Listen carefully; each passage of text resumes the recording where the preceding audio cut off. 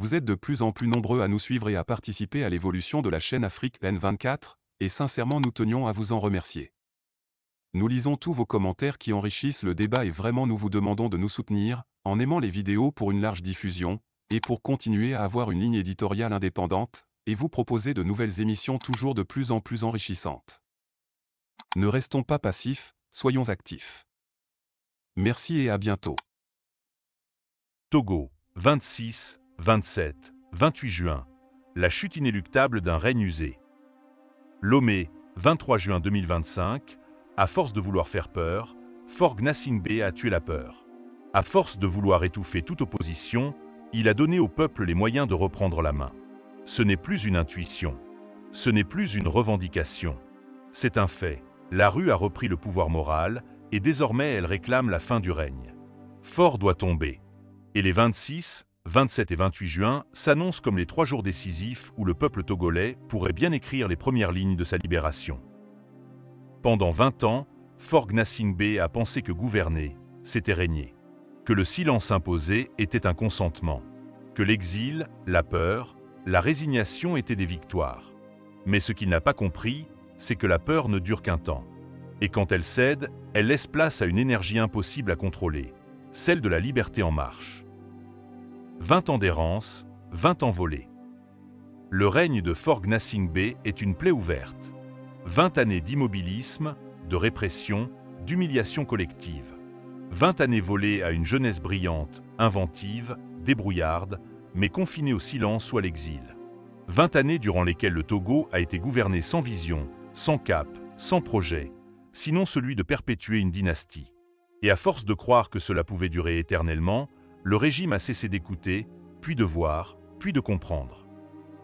Aujourd'hui, il est trop tard. La colère a trouvé ses mots. Elle a trouvé ses visages. Elle a trouvé ses dates.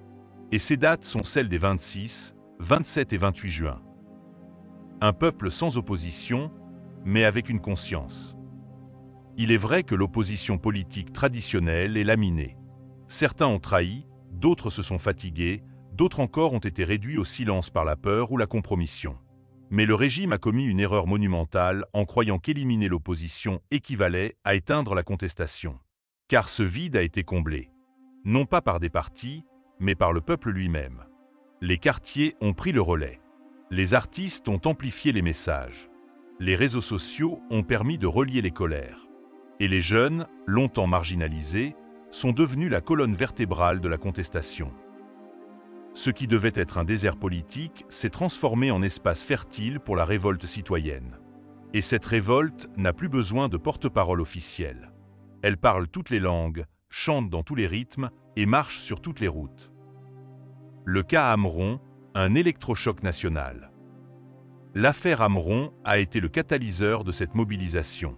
Son arrestation, son internement abusif dans un hôpital psychiatrique, sa libération arrachée par la rue, tout cela a montré que la brutalité du régime n'est plus suffisante pour maintenir le couvercle sur la marmite.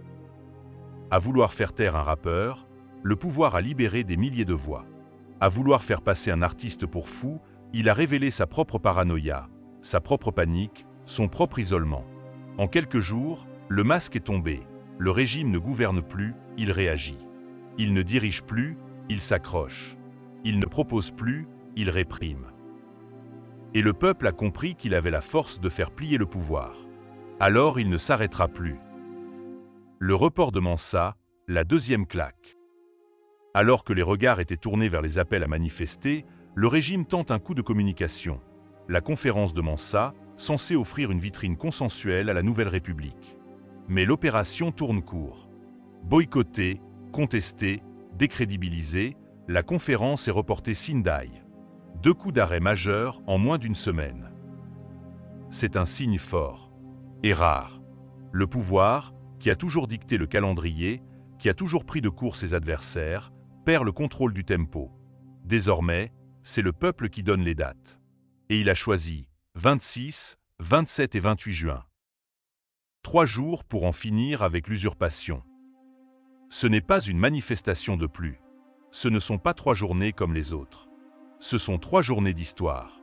3 journées où le Togo tout entier est appelé à se lever. 3 journées où la peur ne pourra plus être un prétexte à l'inaction.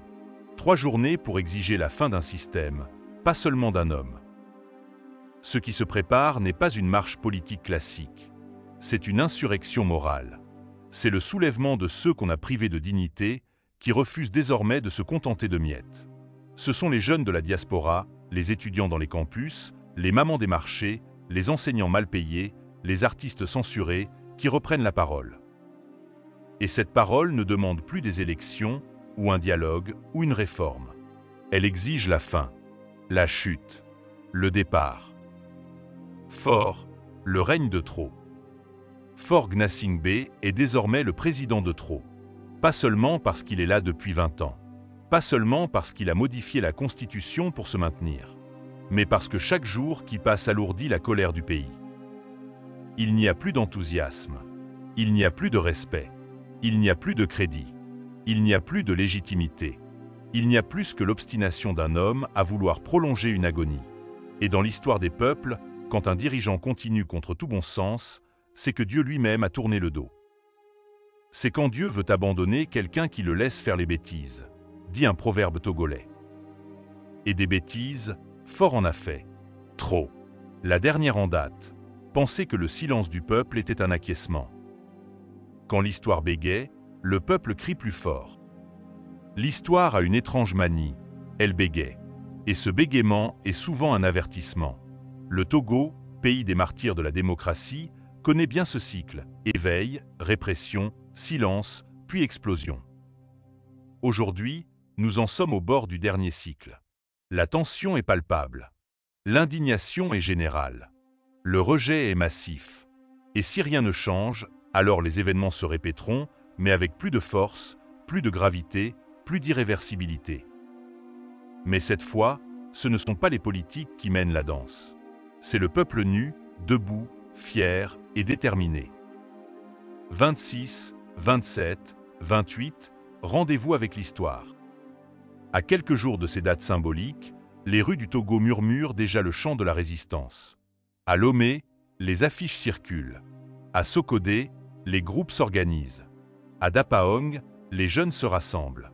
Même dans la peur, les cœurs sont alignés. Ce ne sera pas facile.